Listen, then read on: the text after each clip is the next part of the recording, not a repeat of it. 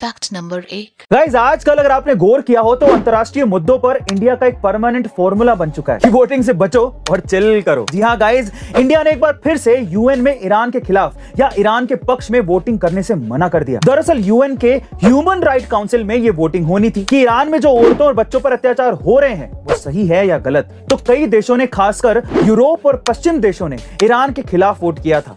वहीं चाइना और पाकिस्तान ने ईरान के समर्थन में वोट किया था। हालांकि फाइनल डिसीजन में ज्यादातर वोट ईरान के अगेंस्ट ही डाले गए थे, लेकिन बावजूद इसके इंडिया ने एक बार फिर से अपनी चतुरता दिखाते हुए रशिया यूक्रेन की तरह ही किसी के खिलाफ वोट नहीं किया, जिसका फायदा इंडिया को आगे जाकर ईरान से कच्चे तेल को इंपोर्ट करने में होगा। Fact number 2। देखिए, आज के टाइम पे इंडिया के रिलेशन दो देशों से बहुत ही बढ़िया है। पहला है रशिया और दूसरा है इजराइल।